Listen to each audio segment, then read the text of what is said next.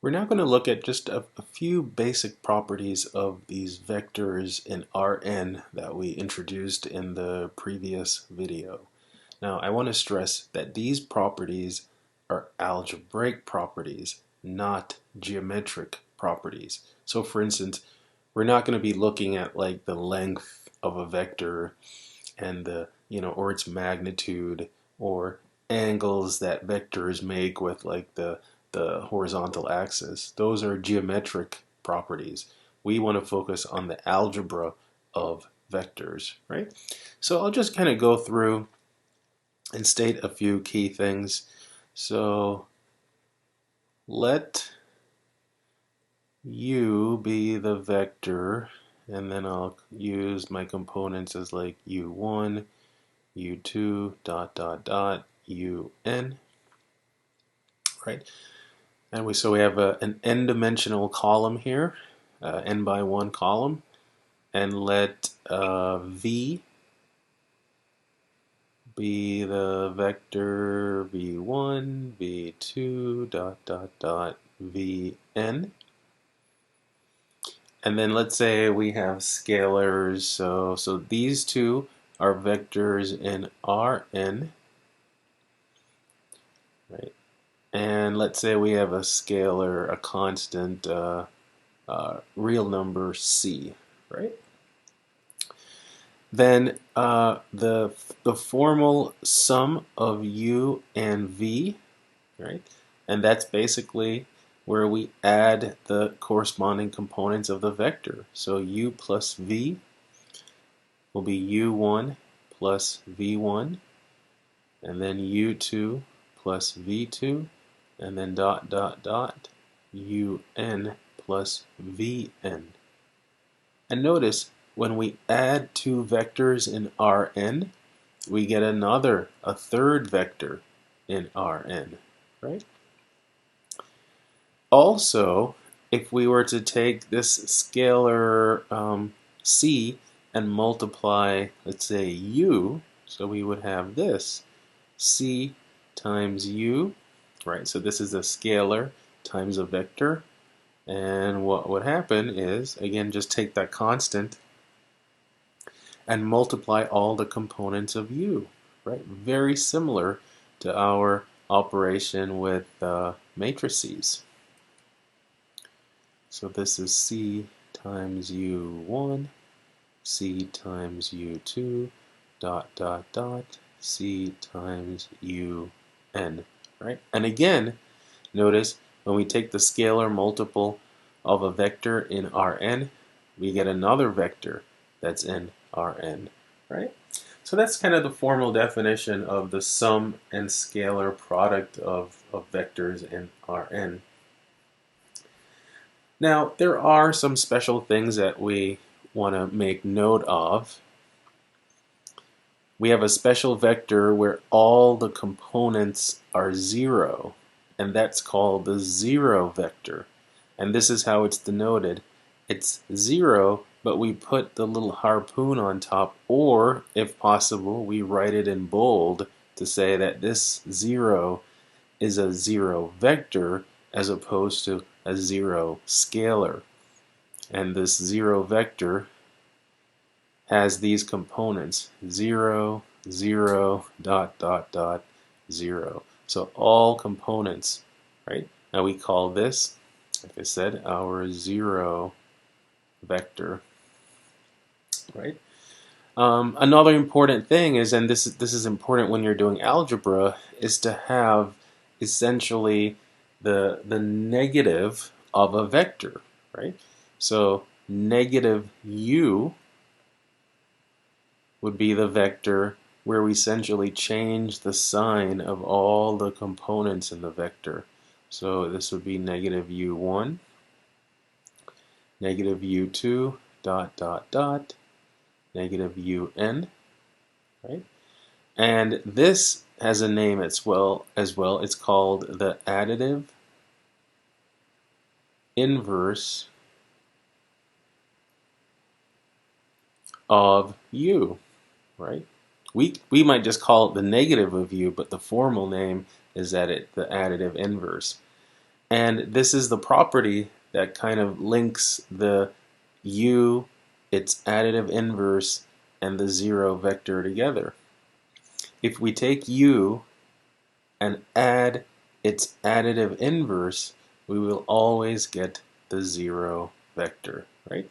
Now, that's one of a few algebraic properties that we're now going to state, which again, we're not going to talk in terms of like lengths and direction. So we're not going to say anything about magnitude and direction, but these are basically all the fundamental algebraic properties that we can do, that we can apply, with vectors in Rn, right? And this is technically, it is a theorem, but it will be stated without proof. Okay. So let's do, so this is our theorem, right?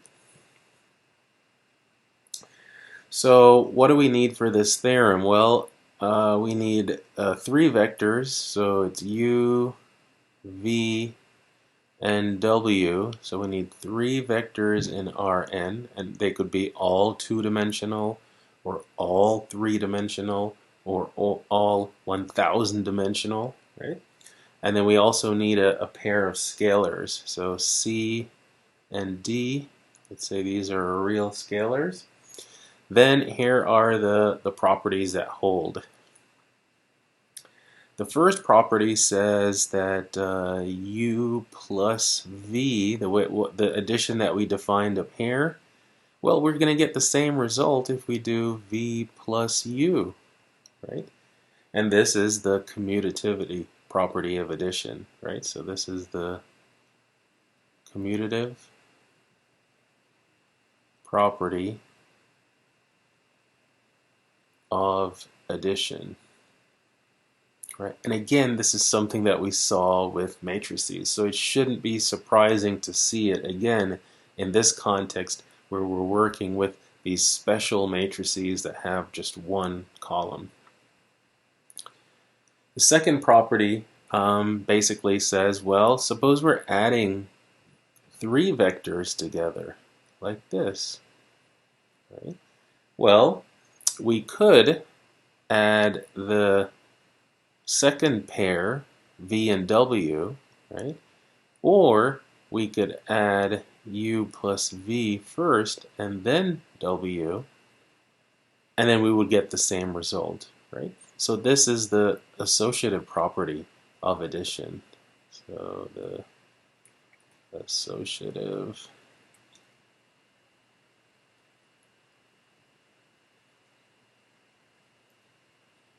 property of addition. It basically says that you can group the terms in any way when you're adding, right? So when you combine these two properties, not only can you group them in any way, but you can add them in any order, right? Okay, so let's look at third property, and this is the one that talks about the additive identity, or the 0 vector. And what it basically says is, if you take the 0 vector plus any other vector, or any vector plus the 0 vector, you're just going to get back the vector u, right? And again, so we can refer to this as the 0 vector property, or the fancy word is to say, or phrase is to say, that this has to do with the additive identity. So whenever you add anything to the 0, in this case vector, it doesn't change, right? So I'll just say this is the additive identity, and I'll put in parentheses, that's just referring to the 0 vector, right? Fourth property. Well, this was the one that I stated earlier, that if you take any vector and then you add its additive inverse, so you basically add its negative, or you take the negative of any vector and add it back to the vector, you're always going to get the 0 vector, right? And this is the additive inverse property. right?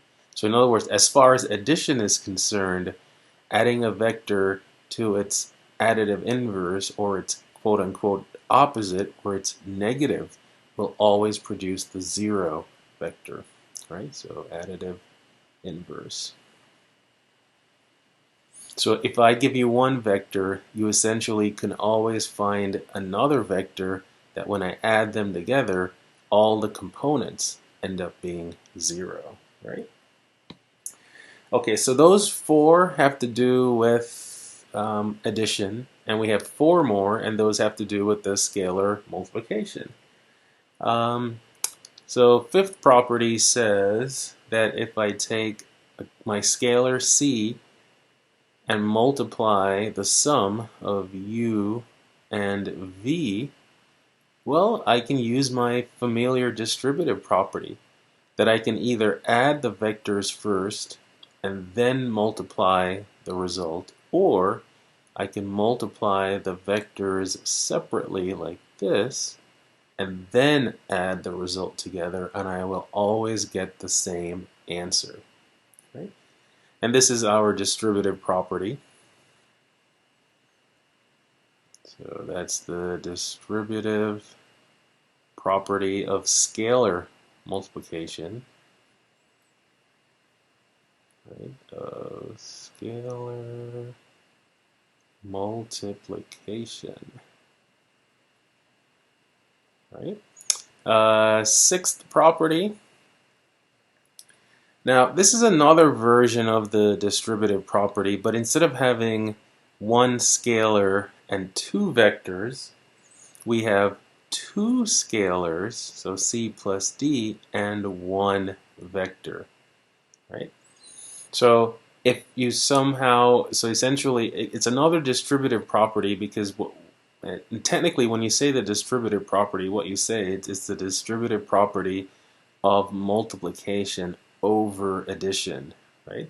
Same thing here. There's multiplication here, and then you can distribute it over this addition. But the difference here is you're adding scalars, whereas in this property you're adding vectors, right? Well, this can be written as c times u plus d times u, right? So this is another version of the distributive property of scalar multiplication. Then there is an associative property of scalar multiplication, so property 7, right? And what it looks like is this.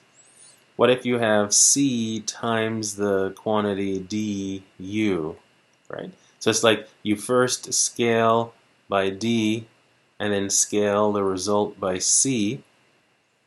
Well, it's the same as multiplying the constants first and then multiplying your vector, right?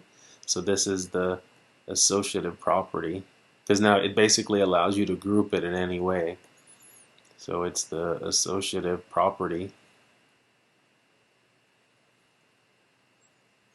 of, again, scalar multiplication. So I'll just do the scalar multiplication, right?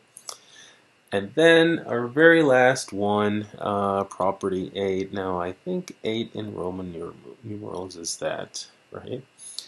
And what it says is this: if your scalar is 1 and you multiply the vector u, then the vector u does not change, right?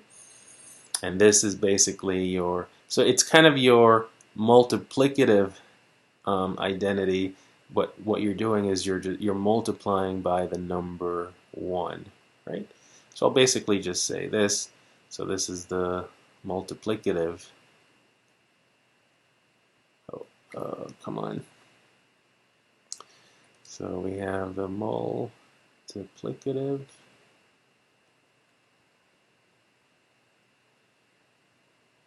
identity, right? And these 8 properties, you look at all of them, and none of them talks about a magnitude and a direction. But these are properties that all vectors have, right? Now, let's just do a quick example of this. And let's see. So let's do.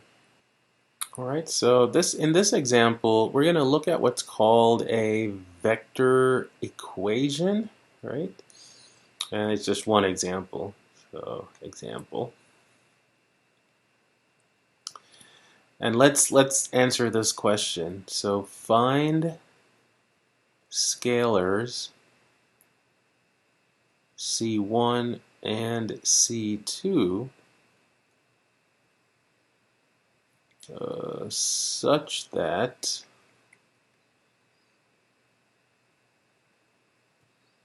C1 times the vector 1, -2 plus C2 times the vector 3, -2 is equal to the vector -2, -1, right? So basically what we're trying to figure out is, so think of it as a game where we want to be able to produce vector, this vector -2, -1. And what we're trying to do is to find a certain multiple of this vector, right? And that's this constant here that we have to figure out. And then we're going to add to that a multiple of this other vector. And again, what we want to be able to produce is this vector. So what should the scalars be so that when I do the operations on the right, on the left, it will produce the vector on the right. Right? Well, let's use our definition of scalar multiplication and addition. So if I scale the first vector by the constant c1, so I will have c1 and then minus 2 c1, that looks like this, and then plus, again, scale the second vector by c2, so I'll have 3 c2 minus 2 c2, and again, we want this to be the answer, -2, -1. Now if we do our addition, right, so we can add these two vectors together. Again, we defined addition earlier. In fact, we defined it really earlier in our discussion about matrices. So adding these two gives me C1 plus 3C2 and then -2 C1 minus 2 C2. So what I've done on the left hand side is I've combined these two vectors in R2 using our standard operations of scalar multiplication and addition. And we want it to be equal to this vector, -2, -1. Now, if we apply that, I mean, it looks like matrices, right? Doesn't this look like a matrix? And in order for these two to be equal, then this has to be equal to this, and then this has to be equal to this, right? So what we end up getting, unsurprisingly, is a linear system of equations. So the blue conditions tell me that C1 plus 3C2 is equal to -2, and then the green conditions, they tell me that -2C1 minus 2C2 has to be equal to -1. And we can solve this. We have so many ways that we can solve this. We can solve it like the standard way where we just kind of, maybe solve for one variable and substitute into the other equation. We can put it in augmented form and use our elimination methods. We can put it in the matrix form and use our inverse, provided the matrix has an inverse. So many ways to solve it. We can use Cramer's rule if we wanted to use Cramer's rule. Now, so all those I think are a little bit overkill, and sometimes you just get excited thinking about all these methods. But let's just do a good old regular substitution. So I'm just going to solve the first equation for C1. So C1 is negative 3c2 minus 2, and then substitute this into the second equation. So then this gives me that negative 2 times the quantity negative 3c2 minus 2 minus 2c2, that's equal to negative 1. So distribute the negative 2, this gives me 6c2 plus 4 minus 2c2 is equal to negative 1. So we end up having 4c2 is equal to negative 5, right? So then c2 has to be negative 5/4, right? And then once I have c2, I can use this equation to figure out c1. So and c1 is equal to negative 3 times this, so that's 15/4 minus 2. Now 2 is 8/4, so 15 minus 8, so that's 7/4. So these are the scalars that I would have to use to multiply these two vectors, right? I'd have to scale the first vector by what is that? The 7/4, and then the second vector by negative 5/4, and that will produce the negative 2, negative 1. Let's actually check that result just to make sure that it works, right? So here's our check. Right, so we're going to take the 7/4 and we're going to multiply the first vector, which is the 1, negative 2, and then we're going to take plus our negative 5/4 times the second vector, which is 3, negative 2, and let's see how this simplifies. So distributing the 7/4 gives me 7/4, and then minus 7/2, and then distributing the negative 5/4. What do we get? So that's negative 15/4. So negative 15/4. And then over here, this gives me a positive 5/2. So 5/2. And then adding the corresponding components, 7 plus negative 15 is a negative 8. Negative 8 divided by 4, that's negative 2. And then negative 7 plus 5, that's negative 2, divided by 2, that's negative 1. And that's exactly what we wanted, right? So we found these special scalars where when used to multiply our vectors, right, and then adding, right, so there's our vector addition, it produces this desired result. And you might say, like, what is the significance of this? Well, in the next video, we're going to introduce a very, very important concept associated with vectors, and what I'm going to use is going back to a linear system to give you, so we're going to take a look at a linear system, but from a different perspective, and we're going to see how it's related to this particular concept. All right, so if you're really excited and you want to see what it's all about, why not tune in right now? See you then.